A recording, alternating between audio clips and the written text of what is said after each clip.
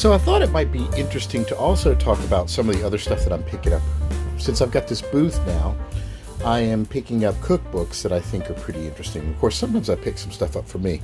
So let me show you some of the cookbooks I picked up recently. First, this is the Ultimate Rice Cooker Cookbook. It never really occurred to me, how cool and easy it would be to just throw a bunch of ingredients into a rice cooker and bam, you have a meal. And so this has got some interesting ideas. I don't know if I'm going to keep this myself or I'm going to put it in the booth, but it's pretty neat. Then I've got this series, this How to Cook Everything series. This is a highly regarded book by a guy named Bittman. I think it's Michael Bittman or something. Let me see what his name is. Mark Bittman.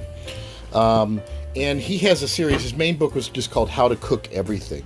And Reddit had a thread in the cooking section of people listing all their favorite cookbooks. And this is one of the ones, in addition to the obvious ones like Joy of Cooking, that a lot of people give a lot of credit to. This is just, there's a million cookbooks out there. How do you know which ones are better than others?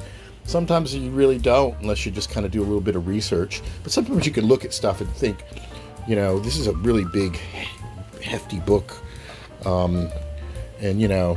This is another good book right up there with that with Kenji Lopez and On Cooking, where it goes over a lot of the fundamentals and stuff like that. So this one I'm going to put in the booth. It should sell super fast by anybody that is actually in the cooking industry. They'll know what that is. Next up is this book. Since we're in New Orleans right now, any of these New Orleans cookbooks are typically pretty sought after. And this is John Besh. He's a restaurateur in the city. He's got a bunch of really highly regarded restaurants. Although recently he was caught up in some kind of sexual harassment scandal with his employees, so he's kind of been keeping a bit of a low profile lately. But this is a good little book that's got just lots of beautiful pictures. And of course, anything New Orleans cooking related is always pretty hot. And this also seems to be signed. So I've got actually a signed copy here. So this is this one will probably go in the booth. Shouldn't be too difficult to flip it for a little bit of decent money. And then anytime I come across any interesting cast iron books, I will snag them. This is one interesting, the John Wayne Cast Iron Official Cookbook. John Wayne's not around. I don't know how it's official, but whatever. Anyway, I got this relatively cheap, even cheaper than this second-hand store price, which I should probably take off. But looks like it's got some neat stuff in it. And of course, this is a perfect accompaniment to my my cast iron booth. So I'm going to keep collecting these things. Let me know, what are your favorite cookbooks?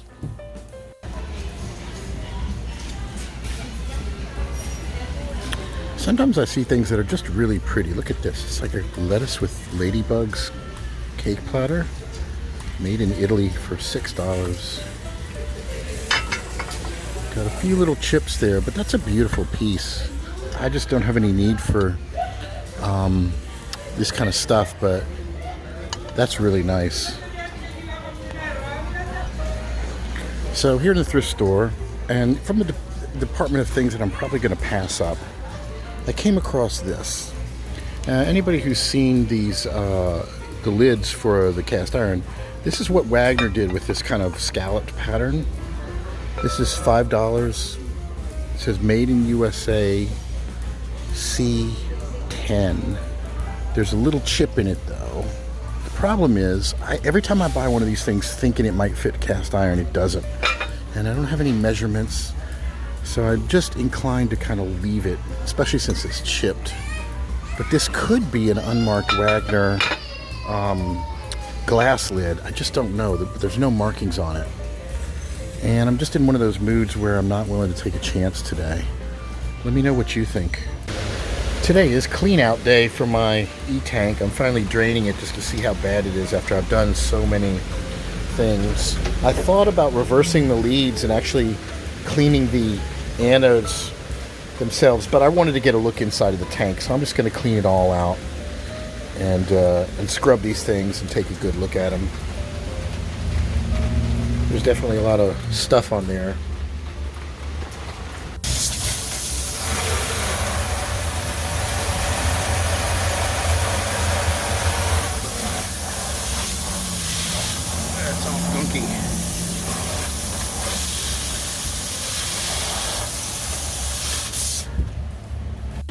Alright, so I'm getting the cleaned up E-tank ready to go.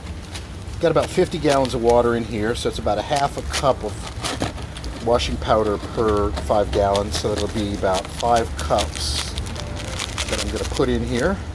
And I think I may try to reverse clean it. I'm going to use this rebar as the anode and then hook the polarity up differently and see if I can suck some of the debris off of the plates. We'll see how well that works.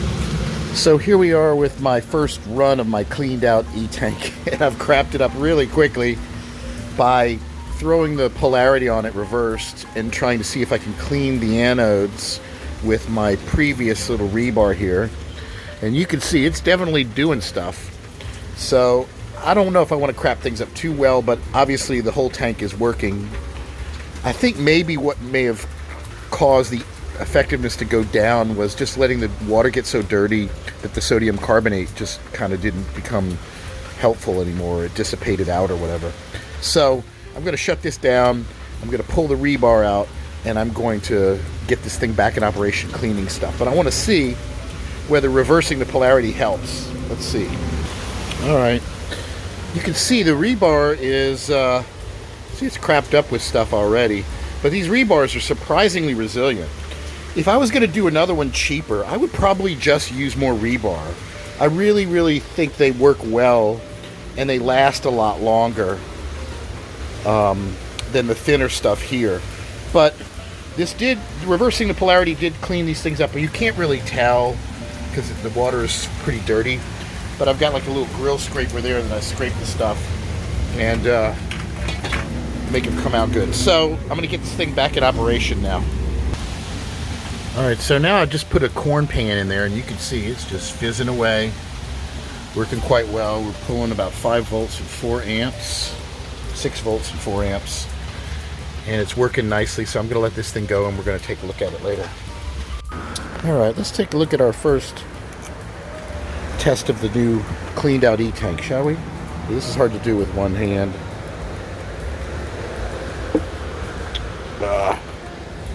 Alright, I gotta reach my hand into it. There we go. So this is a BSR cornbread pan. Still got junk in it, but I think I can clean that and work with it. So here I am at the Boulevard Antique Mall. I'm gonna just take a quick check of my booth. I brought some extra cookbooks and things for it. So let's take a look and see how things are going here. All the way stuck back here in the corner. But I moved a few things around because some stuff was sold. But the selection's still pretty much set up. Mostly cast iron. And I've been augmenting with different cookbooks. And some of these are really good. I'm getting more and more picky about which cookbooks I will add here, because I don't want them all to just stack up, but all different kinds of cookbooks, but I think they're pretty good quality ones.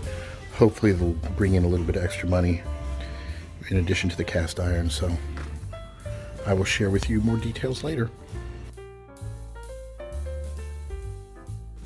I want to thank everybody for tuning in and enjoying the video series and supporting me thus far by subscribing and clicking like and all of that. And if you want to catch me on TikTok, sometimes I have previews of what I'm working on that I haven't published lately. That's at TikTok/@WisdomStudio. And if you're on Facebook, look up the group Vintage Cast Iron Hunting, Restoration, Identification, and Sales. And until next time,